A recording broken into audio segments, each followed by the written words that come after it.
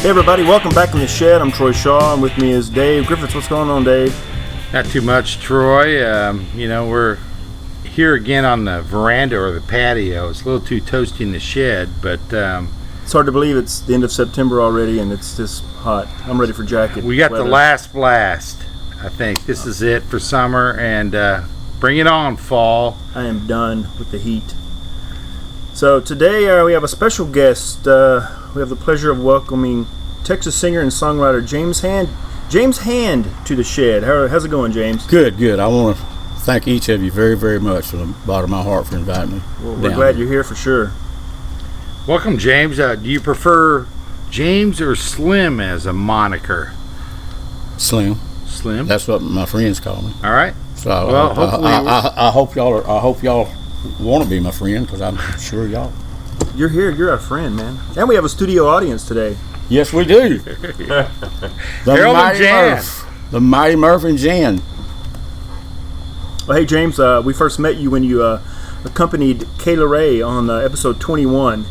She has really been working her ass off and making waves. Have you been in touch? Yes, we talk about the same time all musicians talk, between the hours of 3:30 and daylight. We're either coming in from somewhere or leaving someplace, you know.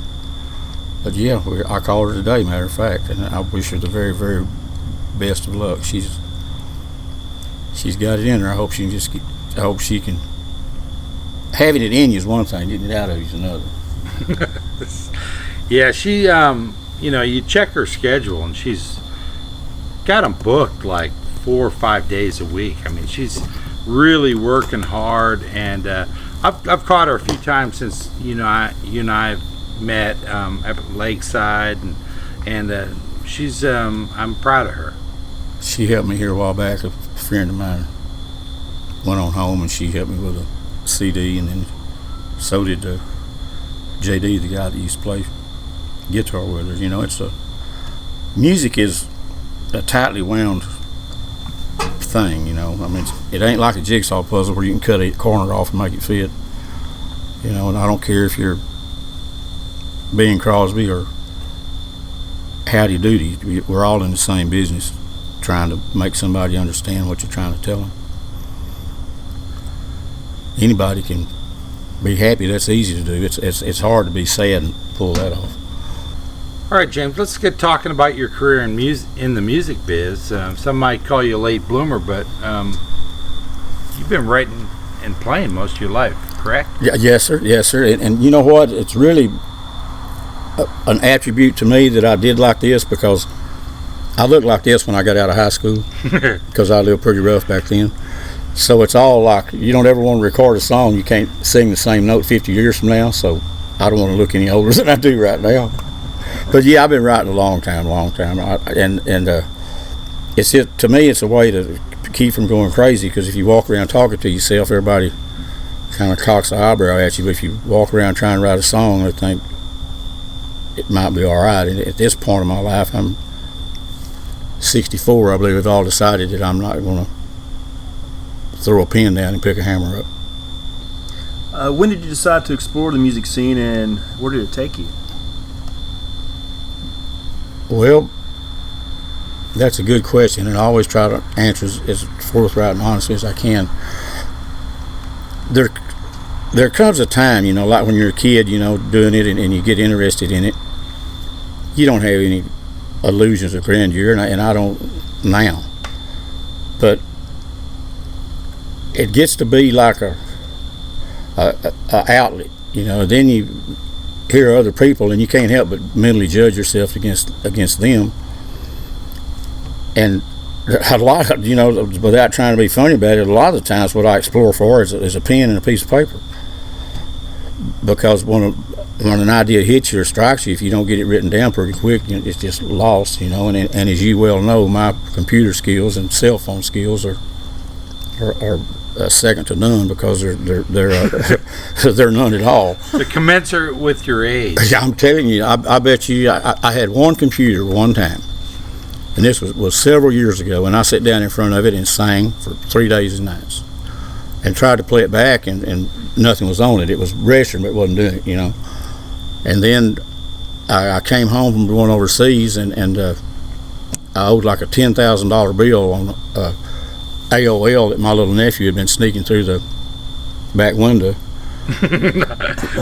Tapping on your phone line. Well, he was doing what 14-year-old children do, and I never got the AOL bill paid, and I never could get the songs on the computer, so I had a little temper tantrum, just gave it away, and I hadn't owned another one since. Well, I have to imagine you were drawn to certain artists. Well, yeah. So, yes, tell us about some of those influences, and are there some of those acquaintances that we're probably familiar with? I know there are. You're not going to believe this, but I promise you it's true. Like I remember standing at the sink holding Mama's skirt, and she'd be listening to Dean Martin. Things like that, and I don't care who you are. It's a proven scientific fact. You put a mockingbird in a cage and he never hears another bird sing, all he can do is croak. You have to, you learn either by influence or copying or whatever the case may be by what you listen to. Personally, I think Tiny Tim was the most original singer in the world. I still remember because he didn't sound like anybody. I mean, you don't contrive to sound like somebody. I mean, some people do, but I don't. This Hank Williams thing, I think that if you sing with any emotion at all, somebody's going to draw that comparison, and that's just the way it is. So what you have to do, in my estimation of it, is be as true to the code as you can be, and don't just fall off. A rut is nothing but a grave with both ends kicked out of it. And you see so many people that write for the formula that's what's happening. All the music sounds the same, and it's like they turn on the microphone and you sing for 10 minutes, and that's the end of the song. It doesn't have any kind of rhyme or rhythm at all to me, and I know I'll make somebody mad when I say this. I've never seen a sexy tractor. I've never found any enjoyment of picking ticks off of me, much less somebody else. Yes. No, I know what you're talking about there, brother. But as far as who are some of the guys that you really? I know there's Hank, but who are some of the other guys that really molded you, and maybe you got to meet some of these heroes, huh? Well, Hank Williams, of course, Hank Thompson, and then I met Letty Brazil, and then of course Billy Joe. But what I try to hold back is I don't get starstruck, by much, because like I say, we're all in the same business, and we're all supposed to be supportive. Yeah, you seem pretty laid back when you met us, and we're big time internet stars. So, well, that's it's true. I mean, and I would like to get y'all's autograph. He was not intimidated. Not at all. He didn't know that we already had. I'll tell you 15 shows in the bag. I'll tell you a funny story. I was playing at the Continental Club, and I walked in, and I saw these 4 or 5 guys there, and they're all dressed in black, and they got their hair's black and everything. And we're laughing and talking. People coming in taking pictures, and I said, "Y'all, come on, get over here and get in the picture." And they did. We all just laughed and giggled. Well, I sang, and next thing you know, they're REM. Really? Yeah. REM was there. Yeah, and I'm just as nice as they could, just nice as they could be, So, with that being said, like Dale Watson, he's one of my favorite Texas artists. Me too. Brennan Lee, and you get to naming names, and you'll forget just bigger than heck, And then we was talking about Red Volkart. Yeah. Oh man, he's awesome. He tickles me, He lives down in Butte, and he said that they got a rule down there like chickens can go free. You can't kill the chickens,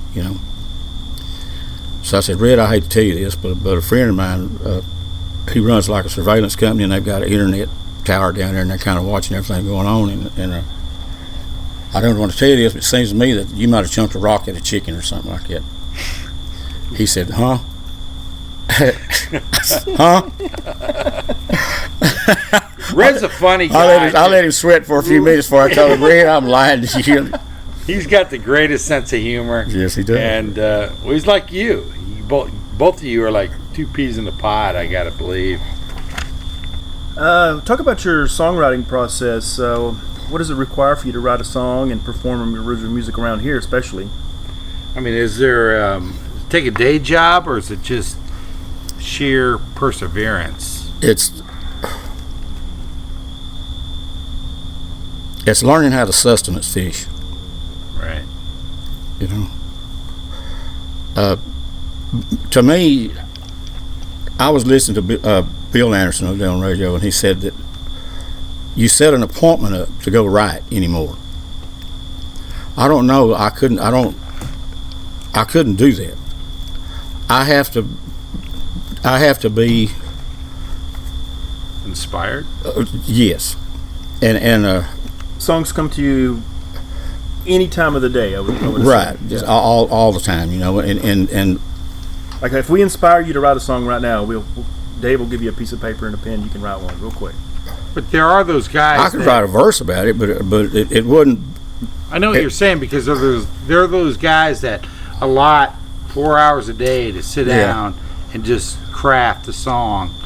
But then to me, that never sounded very organic. It sounded very forced. But, you know, they might still be great songwriters. I have to be honest with you. For me to write a song that like I told you all ago, that, you know, you can't fake goosebumps and childbirth. And for me to write a song that I think is any good, I've got to be next to it. You know, I can't write a song about working on a computer because I don't have the first idea about it. You know, but I think I've sure been. Well, take us through your songwriting process. Do you sit down with a guitar and come up with a little some chords and kind of throw out some words here and there, and it kind of grows from that point? Or yeah, I tell you what happened. This girl, Deborah Jean, she searched the internet far and wide and finally found me a cassette recorder. You know, where I could still use cassette tape and stick it in there, and I just leave it hooked up. Whenever I have an idea, I just go by and push the button and start singing into it. So that's how that happens, because I can't write music, and if I have the words and the melody come to me at the same time. So you're basically memorizing a song you're writing all at the same time, and I'll write the words down. But if I lose the tune, the words are like nonsensical to me. You know, it's almost like reading. do you come up with the words and the melody first, and then try to match it to the guitar? Or? Well, it all happens at the same. Okay. You know, if I've got a guitar in my hands. If not, I try to just memorize it. But my dilemma is that I'll get hung on a tune, and instead of worrying about doing the song, I'll be worried about the tune. You know, like what a songwriter ought to do is get the gist of the song down before you start fine tuning it. Yeah. You know, because you'll lose the. Exactly. I started trying to write one today about a road runner. Well, this guy, you know, like a rattlesnake and a road runner fighting. You know, the rattlesnake is faster and it bites the road runner. Well, the road runner kicks off and lays an egg. Well, the guy sees the egg. He picks the egg up, carries it to the zoo because he don't know how to hatch it, and it's hatched by an eagle.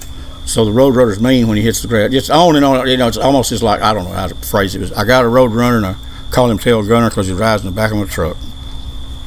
You know, stuff like that. But to me, Shakespeare wrote very, very well.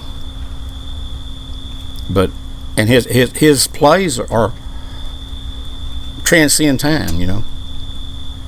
Yeah, they're timeless. So any songwriter that can write a song that lives through the ages, because you can bet your life that 40 million years from now, when the Dallas Cowboys front line weighs 85 pounds, and they finally won the Super Bowl, maybe. You know, there's always going to be a broken heart. There's always going to be somebody laughing. Somebody in the midst of all the tragedy, somebody's going to be smiling. In the midst of all the smiles, somebody's going to be crying. You know. And anybody that hasn't thought about that is telling you a lie, because, you know, a lot of people won't admit it, but they all write something down or have something to say. Do you remember the first song you ever wrote? Yes, I do. It was, I got it at the house. My grandmother saved everything, about a little kid going fishing or something. And she's got a drawing that I did when I was 5 years old of a guy with a shotgun pointing at a goose. And I wrote at the bottom of it, "I hope he misses."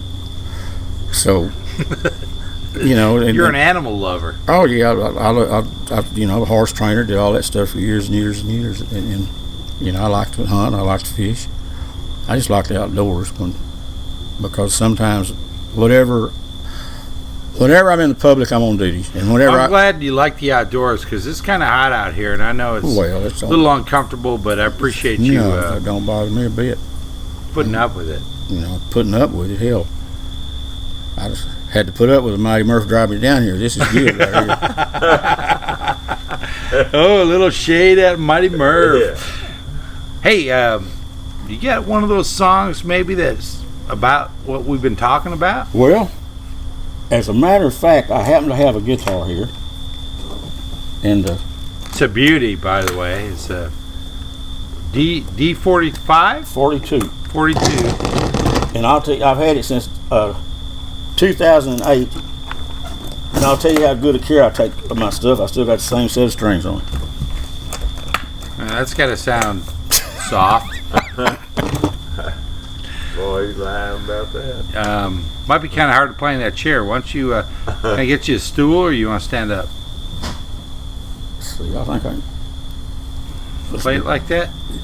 I don't want you to ding the fine patina of the body on that iron chair right there. We'll just do it right here. Usually we go in the shed to do these. But Whatever y'all need me to do. No, we'll do it right We'll here. do it right here. Let me get him a stool. Oh, this is good. That's fine. You sure? Don't spoil me. You sure? Spoil Awesome. hard. You want to tell us about it first? Well, I reckon it's about 6 or 8 months old. It's called I Couldn't Love Enough for Us Both. I've loved you, my dear, since the day you appeared. My heart has been yours to own, and I've loved you as well as God's tongue could tell, chiseled in tablets of stone. And I've loved you more than the sands of the shore could ever call out to the sea, with a love that decides the flow of the tides, and as precious as love could ever be. I've loved you in spite of what's wrong or right, beyond my wildest of dreams, with a faith that's restored by the strength of God's sword, and more precious than the sun's golden beam. And I love you when my life is at its end, and then I will take my last oath. My only regret since the day that we met is I couldn't love enough for us both. All right. Beautiful. Well, thank you. How many songs you think you've written in your life? Any number I could give you would be a lie. I don't know. 100, 1,000, 2,000, 5,000, 2,000? No, probably 400 or 500, I guess, but I can't remember all of them. You know. Well, yeah. Yeah, go ahead. I have an idea about songwriting, that it's easy to write a song, but it's hard to write a good song. Well, that's true. That's true. You know, from the time God gives you the idea, from the time it forms in your heart till it runs out of your mouth, down your arm, through your fingertips, and on the paper, that's a whole lot involved there before the first amplifier ever gets plugged in. Yeah. You know, and it's easy for me to fall in that mode of not self-pity, but just trying to explain the same thing that's been explained a million times in a different way. Yeah, exactly. You know. Well, in 1997, you released an album titled Shadows Where the Music Was. Shadows Where the Magic Was. Where the Magic Was, I'm sorry. on the Cold Spring label. How did this album come together, and are you happy with how it came out? Oh, in '97, that was on an independent label. The Cold Spring label was Evil Things.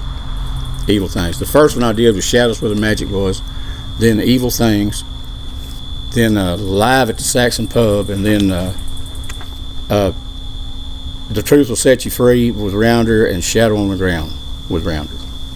And then we did one with Deb on the Hill Grass Bluebilly record label called Mighty Lonesome Man, and then Deb and I did one together called a gospel album called Storm Clouds in Heaven.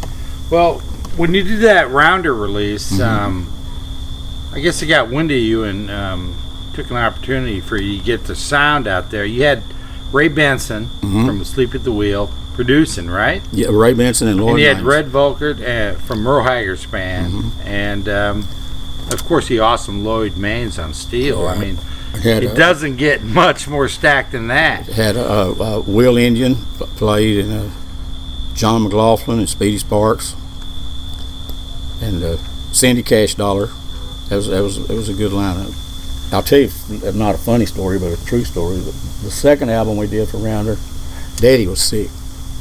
See, Mama went home February 10th, 2002, and Daddy went home May the 10th, 2005.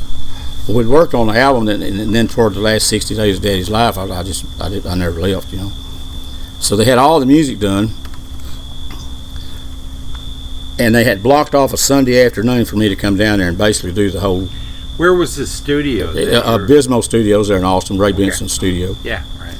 So I had talked to Brandon Areola, he's a policeman friend of mine, to drive me down there so he could speed all the way down there, you know, get me down there. Nice. and come back. So that album, the Truth Will Set You Free, if you listen to my singing on it, you can tell I sound like I had a cold. Hell, I thought I'd been, crying a lot. But so you were getting ready to lose a parent at that point? Mm-hmm. Yeah, that had to be tough. You knew it was coming. Oh yeah.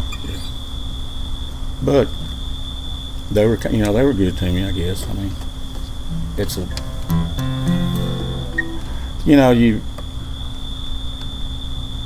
every time you sing a song or every time you write a song, you ought to weigh yourself before you sing it or before you write it.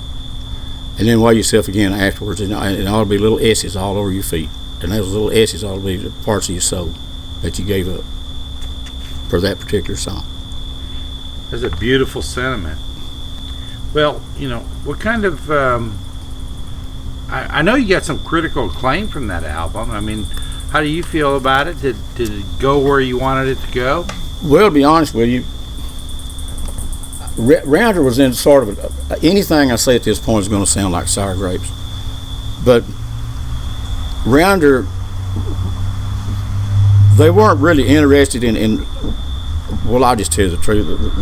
The tour support that I got was, James, you need to get you a bread truck and paint your name on the side of it and travel up down the East Coast and get jobs as you can. I said, that's a great idea. Oh, that's a wonderful idea. A bread truck. Yeah. So, because you can store a lot of gear in a bread truck, I guess, huh? Well, you can store a whole lot of gear in it, but you wasn't going to store my ass in it, I can tell you that. Yeah, right. That just kind of, disillusioned the whole thing. But that's just, any artist is going to tell you they didn't get treated fair, or did do this or do that. But it's just, it's two things about a clique. You can be in it and everything's good. But if you stand on the outside griping about it, you ain't never going to be in it.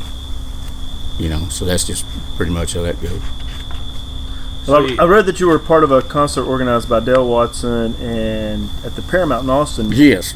That was the Maripolitan. Maripolitan, right? You had.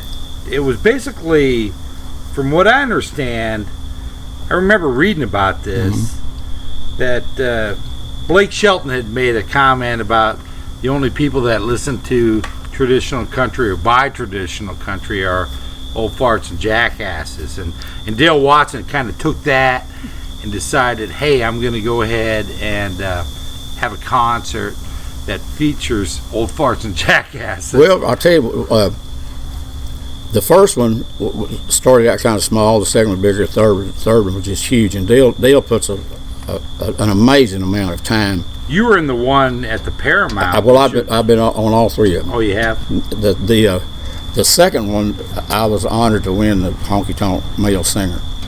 And this last one, I was there as a guest, you know. But Dale puts an amazing amount of time and work off into it.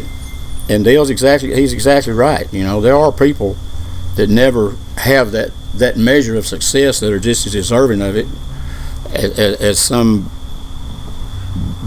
you know. I mean, when Ray Price heard what Blake Shelton said, he just went ballistic on it, you know. Yeah, I read a lot of comments. I mean, and I've never met Blake Shelton. He might be the greatest guy in the world, and he might just had a bad day. I mean, hell, who knows? I mean, I've said things I wouldn't want to put in the Weekly Reader, but once they slip past my lip, I said it, I meant it, I'll represent it. You got to own it. You know? Yeah, you know, Blake's one of those guys that I'm not a fan of, really, but I know he's made a really good career out of his style of country music, but I mean, are you one of those, when it comes to that sort of, I guess you could lump him in with the bro country guys, are you kind of a live and let live guy, or are you a little more stalwart in your defense of traditional country music and what gets labeled as country music? You know, Dave, I would have to say that I'm extremely opinionated. I mean, very opinionated. But I don't voice my opinion about it because you don't supposed to knock somebody that you know that's doing the same thing you're doing for a living. You know, I mean, when they say I write sad songs, they're telling the truth. Because I'm not overly thrilled with the way that my life and relationship is right now, but it's when you're sad, you will sing sadder songs. When you're happy, you want to sing happier songs. You know. Now, to write a song like, oh hell, just nonsensical. I want to hop in the back of a pickup truck and drink a 12-pack of beer and do drive down a dirt road. Yeah, drive down a dirt road and do with donuts. a girl with painted on jeans. You know, I mean, how many times? You know, like I say, I'm 64 years old, and the Starship Enterprise don't have as many miles on it as I do. I have never in my entire life seen a beer joint with swinging doors and a sawdust floor. You just don't see them, you know.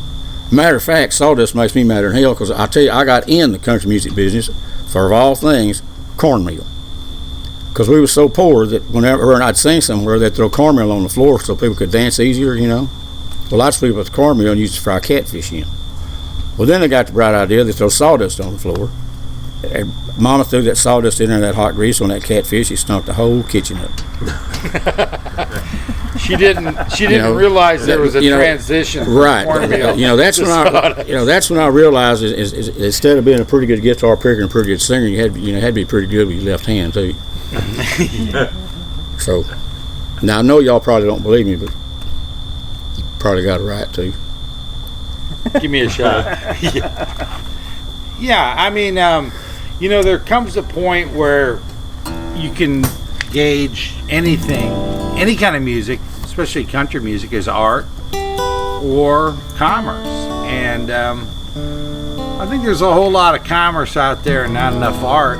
And it all comes down to what you were talking about earlier, like singing something that has a lot of meaning and can resonate, or stuff that resonates to your basis instinct of country roads and girls and Daisy Dukes. The kind of music you're talking about, I call it simple music for simple minds. Well, but then again, you can get too personal with it. This song here is I don't sit down and think I'm going to write a commercial song. It is what it is. Just like when you start your artwork, or you get a different thing on your computer, you know. But this one right here is pretty. You do the song for us? Sure.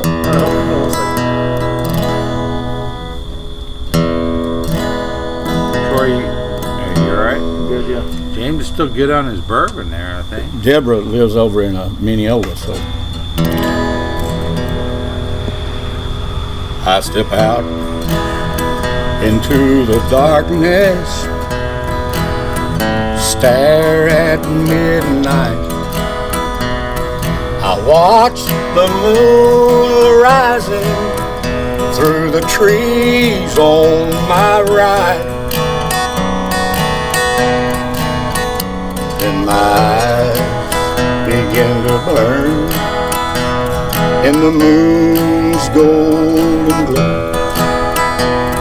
I pray for her returning, the only way I know.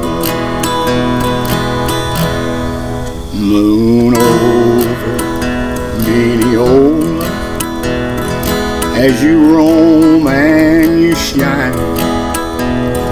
Was my darling sleeping in her home back in the pine?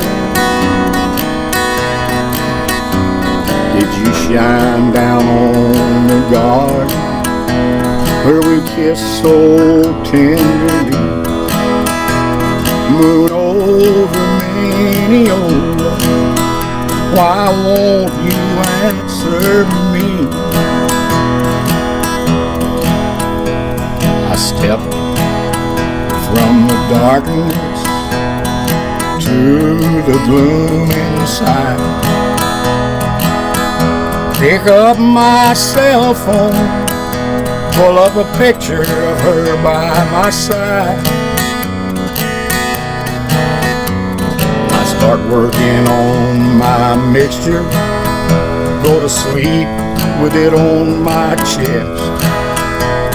Moon over Mineola, sleep with no rest. Moon over Mineola, as you roam and you shine. Was my darling sleeping in her home among the pines? Did you stare down on the garden where we kissed so tenderly? Moon over Mineola, why won't you answer me?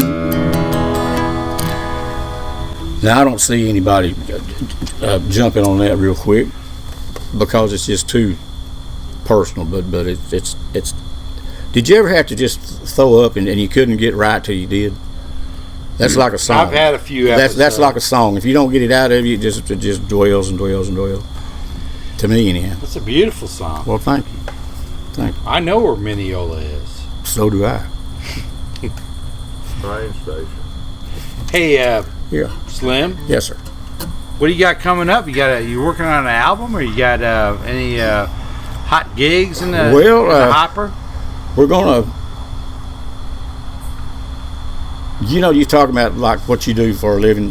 You know, I did a part in a movie here a while back, and what was the movie? It's a movie about a fella that he's an older man, which wasn't no stretch for me to do. He works at a wonder cave, and he's real enamored with it because it's been his entire life, but his children aren't. You know, so he goes through the deal of leaving them clues, but he don't know he's dying, but he does. But anyway, somehow or another they hit the wrong switch and deleted like 20 minutes of the of the movie. So they called me there in a blind panic. You know, Mr. Hand, yeah. Do you still have those same clothes? So, well, sure, you know, no problem. So I'm waiting on them to call me back. So that, and just keep doing what I'm doing, and trying to help the less fortunate like the Mighty Murph, and So you're not only a country music star, but you're also a future movie star. Well, you can probably tell by by how buff I am and my golden curls. That's pretty much. Well, Brad Pitt and Angelina Jolie just filed for divorce today, so maybe you can bust a move on Angelina. Yeah. No. If I bust a move at all, it'll be on Deborah Jean. It won't be Angelina. I don't think. But you know, it's something to do. Like I say, I'm very, very, very appreciative of any of it. I think the worst thing any artist can do is be rude to somebody, not talk to somebody, or not sign an autograph, or not be the first one there and the last one to leave. And mostly it's people of my peer level that are guilty of it. You know, bigger artists got all the time in the world. It seemed like that the last Ameripolitan show we did with Charlie Pride. Man, what just a super nice guy. And I don't know if y'all are familiar with the Squidbillies. Yes. But Unknown Henson was there. Oh yeah, he's an incredible guitar yes, player. Yes, Yeah. you know, and he just as nice as he could be. But you know, there were some people there. Sideburns and all. Oh yeah, you know, there were some people there that, for lack of a better way to say it, haven't had the minute success I've had. And I mean, just pure, just rude. Hell, I tell you that to me. I had on a white suit and I stepped out in the alley to tune my guitar, and wouldn't let me back in. Because I didn't have an all-access pass around my neck, you know. So I started singing, "In the corner at the table by the jukebox." They didn't know who they were dealing with. Well, it's not like that. Well, you know what? I know the country gentleman moniker's already been taken by Chet, but you are that guy. You're such a graceful and gracious guy. You called me today, and you know, I'm the one that should be thanking the hell out of you, but you were thanking the hell out of me for letting us have you on the show. Yeah, thank Kayla Ray for I wish y'all all the success in the world, because there's so many times that you sit at home or you're singing and ain't nothing happening, and folks like y'all, I mean, this whatever y'all edit this down to will reach more people in 30 seconds than the average guy will ever talk to in you know, forever, really. You know, you think about it. That's why we do it. That's why we do it. We don't do it for money, because we ain't making it die. Well, you know, that's we spend more money than we make. Well, That's for sure. But we do it for the love of music. That's the main reason. And we want to promote people around here. You know, I mean, this scene in Waco is kind of maligned because it doesn't get the appreciation of all the great musicians that are in this area. We've almost got an endless well of people we can, Yeah, you know, and bring we've in had here. some great artists, you included, that have been on our show, and we appreciate all of them. You know, everybody that's been on this show. You know, Yeah. Well, we do it for the music, yeah, well, buddy. that's for the love of it. You know, if there's ever anything I can do to help y'all, just let me know, and if I can, you know, get the Mighty Murph to, Get those bagpipes out. you know. We'll have a You know, real. he come up to the house. Y'all seen that commercial that got those fishing lures that vibrate and shake and all that stuff, and they're banned in several states because they catch too many fish. And you charge it with a cell phone. Yeah, right. Yeah. Well, the Mighty Murph brings a couple of them up to the house. You want to go fishing? I said, Murph, you got to be close to 85 years old. You know, been working for me 3 or 4 years. You know, and if you don't quit asking me for that money I borrowed from you, I ain't never gonna pay you. So anyhow, he's got his cell phone charger, and he plugged his cell phone charger into that lure. Well, the lure goes to shaking, vibrating around. About that time, somebody's phone rings. He picks the lure up and jams it in his ear. I said, "What in the hell are you doing?" He looked like half a Christmas tree. That lure going off like that. Well, I jerked the phone charger out of the wall. Well, the lure quit. He couldn't see it. He's running through the front yard through the fire ant man's hollering and screaming. I said, "Man, people, it's 3 o'clock in the morning. People are going to think you're drunk out there screaming and hollering in my front yard. I've got a reputation to uphold, you know." When he left the house, his head hung hanging at the window with that lure dragging along behind it. Well, we got to get a whole nother show to hear all the Murph stories. Oh, no, y'all don't want to hear them. Tell us about any shows, any performances you've had in your career that stand out. Any other performers you've played with that stand out, or any stories you've got touring. You said you played France and some. I mean, talk about some of that. Well, but you know, I've been very blessed. Been to several places. Everyone, my buddy Will Indian, rest his soul. He was a wonderful guy. Well, he and I talked with cartoon buffs, you know. Well, he told me that underdogs girlfriend was named Sweet Polly Purebred. I said, there ain't no way that they're going to name her Sweet Polly Purebred. You know, it's just a kid You cartoon. talking about Underdog, the cartoon? Yeah, yeah. Underdog. Yeah, Underdog. Well, I said, ain't no way her name is Polly Purebred. It's Sweet Polly Pure Heart or something like that. He said, what are you going to bet? I said, I'll tell you what I'll do. I'll bet you $5, which $5 to him was a lot of money. A lot of money. I mean, he's tired of barking on a tree about like Murph, you know. Anyhow, I said, I'll bet you $5 and a hug around the neck. And he was very phlegmatic. He did not want to be touched, you know. Well, anyhow, he won, you know. And he always tuned my guitar, so when I left this terrible message in there, you know, like cussed him, I cussed the world, basically. Well, that was right after that tragic thing happened, that plane leaving Buffalo for 911, you know. Mm-hmm. Oh, yeah. Well, when that customs agent opened up my guitar case, and he saw all the language in there, cussing everybody, and without a name on it, basically like I declared war on the whole United States, you know. Man, they signaled me out of that line. Had to wait in that room for like 2 or 3 hours. They took my guitar apart, searched me, all because I called a dog a bitch and him something else. But that's a true story. And then another time we were in Gene Kurtz and a wonderful guy. We were in France, matter of fact, and they didn't have a back line. They didn't have a bass for Gene. But he said, "Don't worry." I said, "Yeah, we're going to worry about it." So all across the huge area, you could hear these people warming up, practicing, doing sound checks. You know, boom, boom, boom. Everybody's got a bass with us. So I called that promoter over there. I said, "Come here, I'll show you something." So we walked around the side, and it's one of the few times I ever did that. But there was like a 40-foot sign with my picture on it, you know, which I wish I could have rolled it up and took it with me to prove it. But I said, "We need a bass," and I'm sure, since you're white, you can probably speak French pretty good. But I you know, I could say merci beaucoup pretty good. You know, about as far as I got. Troy's married to a French Yeah, that's girl. what it's telling you. I know how to ask for a beer and where the bathroom is. Yeah. That's pretty much all you really need to know.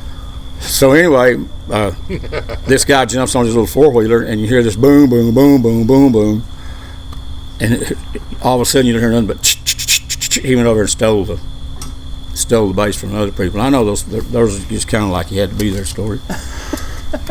What's the penalty in France for stealing a bass at a music festival? I don't know, but they ride the cows and eat the horses. Yes, they do. And don't mess with a pig. Whatever a truffle is, they're proud of them. They're extremely proud of them truffles.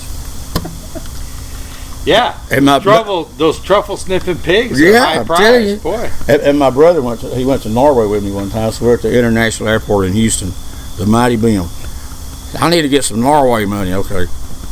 That would be kroner. Yeah, he takes $40 to the Norway exchange counter, and they give him $38 back. That's not right. I want my American money back. Well, he takes the $38 of Norway money to the American exchange and gets 36. Gets 36 back. Keep it up. Keep it up. You're going down the Yeah, wrong you're going road. the wrong way. Well, hey man, why don't you take us out with one more of your stellar tunes? Okay, I sure What do you will. think? Okay, here's one I wrote. Give us the intro. Here's one I wrote here a while back. It's called "My Love Is in the Shape of Your Heart." And I want to thank everybody, truly. I wish I could hug you around the neck and shake everybody's hand listening to this, because it don't mean near as much to y'all as it does to me. And I mean that from the bottom of my heart. Now I'm just a man, made from dust in God's own hand, and I can't escape that part.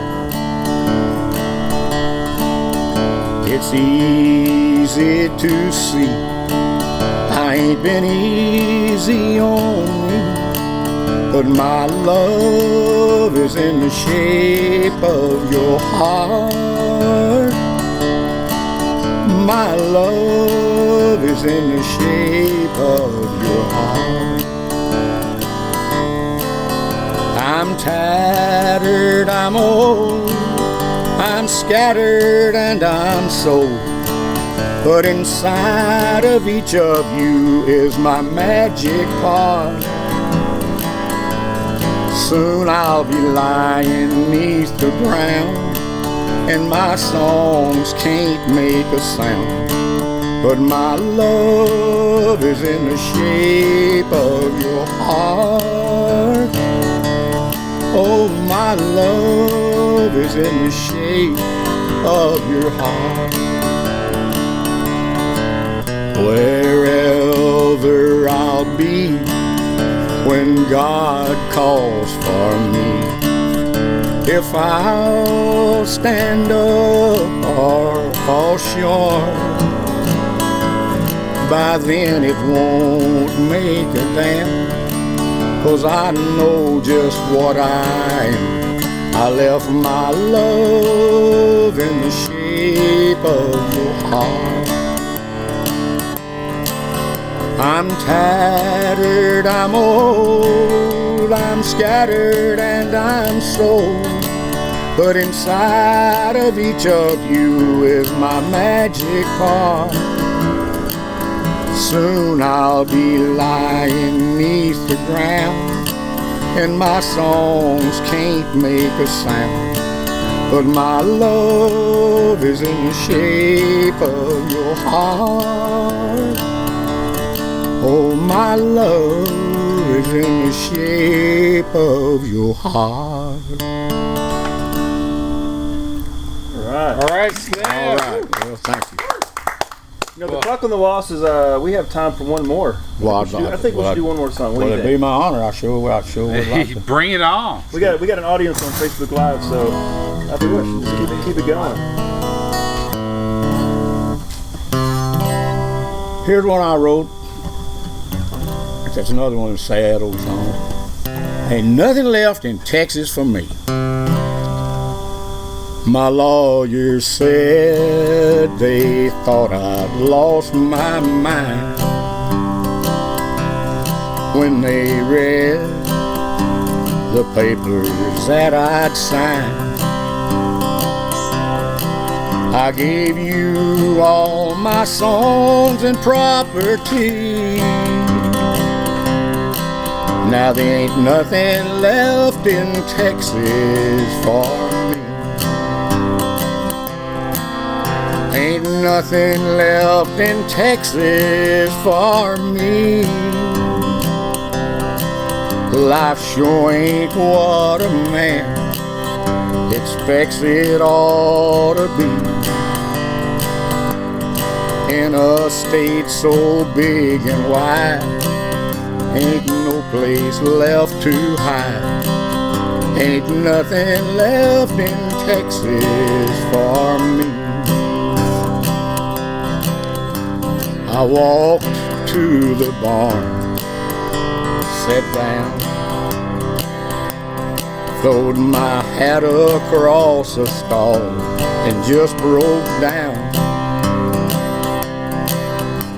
I fell to my knees and I cried. I just can't live where everything has died. I walked through the gate, chained it down. What I loved I now hate all around. It's hell to live and not want to, you see. There ain't nothing left in Texas for me. Ain't nothing left in Texas for me. Life sure ain't what a man expects it ought to be. In a state so big and wide, ain't no place left to hide. Ain't nothing left in Texas for me. You got time for one more? We got all the time. Yeah, All right, here we go. absolutely. Here we go. We could sit here and listen to this all night. This is almost like a closing it out with a gospel song, except it's not really a song. Here we go. I hope that further on down your chosen trail there'll be no blizzards left to moan. That your pony won't spook at each cover your quail, and the varmints leave your cattle alone. I hope the rivers ain't ever out of their beds whenever it's your time to cross, and you're able to swim over every last head without a single one of them lost. May your winter grass come early and last until spring, a dragging belly deep on each steer. I hope your streams run freely, sparkling and clean, without a single freeze the whole year. I hope you ain't never stuck riding a drag, choking on sweat and dust, that you'll find bunch grass and water in each gully and swag, and every man you meet you can trust. May your stock stay healthy and you do the same. I wish only the best to you and your kin. And may the boss of all the riders guide your hands on the reins till we can saddle up together again. Thank y'all. There you go. All right. Thank y'all. Good, bro. Thank you. God bless each of you. Thank you very much. Mighty Murph, you about ready to head back to West? Right. All right. James, Slim. Dave, short, thank you so much. God bless y'all. Hey, we want and to- your family. And God your bless family. Thank you so much. Thanks for Thank being on you. the show. Well, Awesome. And we're going to close out the show, and we will see you guys next time on In the Shed. In the Shed.